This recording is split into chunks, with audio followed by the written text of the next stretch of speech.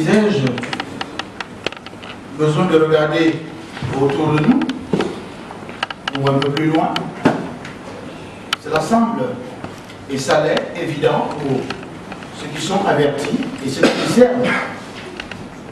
Avons-nous besoin de regarder et de chercher pour constater que ceux qui réussissent dans la vie, ce sont des gens qui ont fait des sacrifices.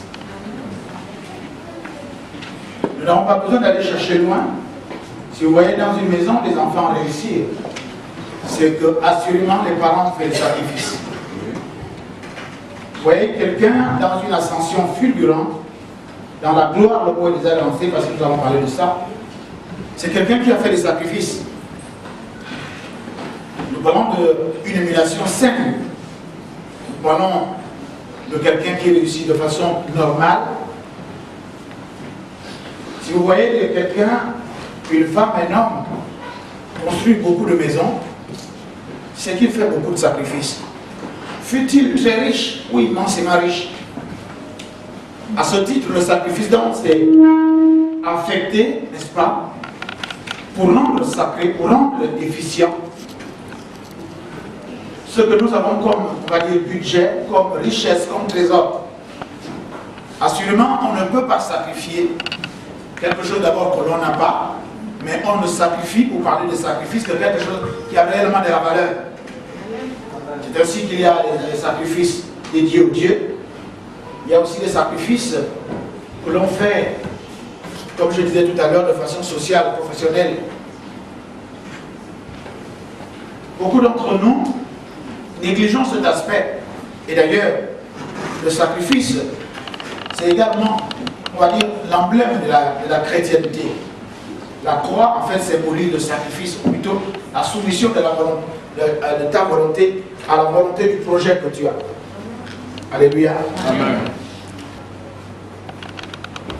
Nous allons parler au terme de ces 10 jours de séminaire, de ces temps d'accomplissement prophétique que nous avons initié. Le thème de ce matin, c'est simplement le sacrifice appelle la gloire. Alléluia. Amen. Le sacrifice appelle la gloire. On pourrait également paraphraser en disant le sacrifice appelle la bénédiction. On va également dire que le sacrifice fait descendre la gloire de Dieu. Le sacrifice fait descendre la bénédiction. Le sacrifice fait asseoir la prophétie. Amen. Alléluia. Or, je sais que lorsqu'on parle de sacrifice, le peuple de Dieu est complètement refroidi. Mais nous allons montrer avec nos prédécesseurs dans la foi. Nous parlons aujourd'hui de Salomon, de David, plutôt de David et Salomon. Nous parlons également de Jésus-Christ. Alléluia. Amen. Si tu ne sacrifies rien, et vous allez voir que tous ceux qui sont rentrés dans la gloire, alléluia, amen, je parle de mettre en valeur un trésor pour l'œuvre à laquelle Dieu l'a appelé, ou bien pour son objectif, l'objectif que tu veux atteindre toi personnellement. Alléluia. Amen. Si tu veux atteindre un objectif, tu dois sacrifier quelque chose. Le sacrifice appelle la gloire. Amen. Amen. Le sacrifice appelle la renommée. Le sacrifice appelle la puissance. Le sacrifice appelle l'élévation. Le sacrifice appelle la bénédiction. Amen. Je n'entends pas beaucoup de gens dire Amen. Amen. Et vous allez voir que vous l'aimez ou pas, que vous observez cela ou pas, cela ne demeure pas moi que c'est une vérité biblique. On voit que s'il n'y a pas de sacrifice, tu as beau crier, il y a certaines choses qui ne peuvent descendre que par le sacrifice. Alléluia. Est-ce que le sacrifice est une obéissance finale? Ok? Et nous allons voir en conclusion que si vous ne faites pas les sacrifices que Dieu vous demande de faire, ne vous attendez à rien du tout de la part de Dieu. Oh, personne n'a dit Amen. Non, cela ne m'étonne pas. N'est-ce pas? Je ne dirais pas qu'on vous connaît, je dis on se connaît. Ce matin, je vais être extrêmement court et très, on va dire, on ne crie pas, on va aller vraiment doucement, mais clairement, les Écritures à la vie. Sur ce, nous allons directement dans le livre. Avant de parler de toute cette définition, nous allons aller dans la parole de Dieu dans 2 Chroniques, chapitre 5, versets 1 à 14. 2 Chroniques, chapitre 5, versets 1 à 14. C'est extraordinaire. Pendant le séminaire, les gens sont très très nombreux ici. Et quand il faut venir faire, arrêter, c'est-à-dire faire le monument, faire le sacrifice qui fait asseoir la bénédiction, ils partent.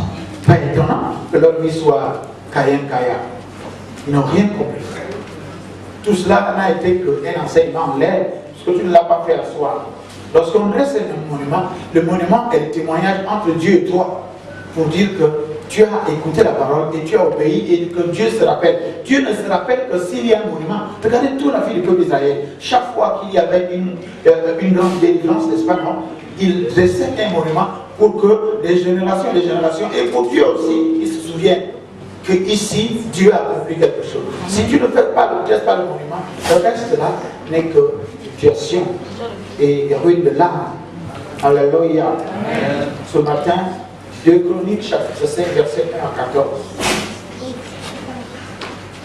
Vous avez pu suivre pendant pratiquement 10 jours, 2 dimanches, deuxième audience, un parcours de bénédiction, un parcours d'enseignement qui permet de montrer que Dieu aussi nous doit des choses. Moi, je prêche un Dieu qui est responsable. Je ne veux pas qu'on dise que l'homme doit faire ci, l'homme doit faire ci, l'homme doit faire. Oui, il doit le faire. Mais Dieu également, étant l'initiateur, est responsable. C'est celui qui a fabriqué un produit qui est responsable de ce produit. Même si ce produit a mal fonctionné, et que même s'il a mal fonctionné, si le produit revient à lui, il a charge pour lui, n'est-ce pas, de réparer le produit. Alléluia. Oh, vous n'êtes pas d'accord? Si je lis la parole de Dieu, il est écrit dans le deuxième livre des Chroniques, au chapitre 5, à partir du verset 1 à 14. J'aime à rappeler que le livre des Chroniques, c'est un livre d'histoire. Les Chroniques, c'est des histoires. Ok? Les chroniques sportives, les chroniques sociales, c'est les histoires qui sont racontées. Mais dans le livre des Chroniques, à contrario au livre des rois, un roi et deux rois, les livres un roi, un chronique et deux chroniques, ce sont les histoires mais racontées du point de vue de Dieu. Alléluia. Amen. Et vous allez voir que dans le livre des Chroniques, j'affectionne particulièrement le livre des Chroniques parce qu'il ne relève pas les bêtises de l'homme. Le livre des Chroniques raconte la vie, notre vie, la vie de l'homme, vue de Dieu, avec le prisme de la vue de Dieu, avec le prisme de la volonté de Dieu, de la direction, de l'enseignement, de la grâce que Dieu donne dans la vie de quelqu'un. Alléluia. Le livre des Chroniques ressort les bienfaits de l'homme par rapport à son obéissance vis-à-vis de ce que Dieu lui a dit de faire. Alléluia. J'affectionne ce livre parce que le livre des rois, un roi et deux rois, nous montre toutes les faiblesses des personnes que Dieu appelle. Alléluia. Alors que le livre des Chroniques, lui, nous montre toutes les qualités d'obéissance des gens que Dieu a appelés. Amen. N'oubliez pas qu'en chacun de nous, il y a une faiblesse, il y a une désobéissance. Il y a donc des qualités et des défauts. Alléluia. Mais Dieu aime à nous de rappeler que utilisez vos qualités, n'est-ce pas? Les défauts, il s'en chargera. Pour que vous soyez dans l'obéissance parfaite de l'œuvre à laquelle nous avons tous été appelés. Amen. Bien. Amen. Au premier verset, ainsi fut achevé tout l'ouvrage que Salomon fit pour la maison de l'Éternel. Écoutez bien. Puis il apporta l'argent, l'or et tous les ustensiles que David, son père, avait consacrés et les avait mis dans les trésors de la maison de Dieu. Alléluia. On voit déjà, je vais en même temps lire et exhorter, je ne vais pas être long parce que c'est très important aujourd'hui sur la définition. Donc on voit que, venons de lire, qu'il y a des trésors dans la maison de Dieu. Alléluia. Amen. Les trésors, ce n'est pas, on ne parle pas de trésors spirituels encore. On parle de trésors que les gens, ce sont des gens qui ont mis les trésors. Oh, vous êtes avec moi? On dit, son père avait consacré et les avait mis dans les trésors de la maison de Dieu. La maison de Dieu contient des trésors. Alléluia. Mais ces trésors ont été apportés par des gens qui sont, bien qui officient, ou qui viennent, qui vivent, qui servent dans cette maison-là. Oh! Dieu, voilà, Salomon a été suscité. En fait, c'est de David. Mais Dieu dit à David, non, ce n'est pas toi qui construiras ma maison, mais c'est celui qui sortira de toi, ton fils, n'est-ce pas, qui bâtira ma maison. Et voici ce Salomon qui, effectivement, né de David, bâtit la maison. La Bible nous dit ici, à partir du premier verset de 2 Chroniques 5, que après avoir achevé l'ouvrage, n'est-ce pas, non? En d'autres termes, après avoir obéi à la parole de Dieu, n'est-ce pas, non? Après avoir observé les lois, les préceptes, les ordonnances et les commandements que l'Éternel a prescrits au sujet de telle ou telle chose, n'est-ce pas? Après toutes ces choses-là, la Bible nous dit que voilà, et voilà, Salomon fit pour la maison d'Éternel, puis il apporta l'or et tous les ustensiles de David son père avait consacré et le mit dans les trésors de la maison de Dieu. Il a bâti la maison de Dieu sous la direction de Dieu. Tu as obéi à Dieu sous la direction de Dieu. Tu as fait des choses sous la direction de Dieu. Maintenant, il va falloir emmener tous les trésors dans la maison que Dieu t'a fait bâtir. Il va falloir qu'il y ait des trésors, n'est-ce pas, dans ce que Dieu...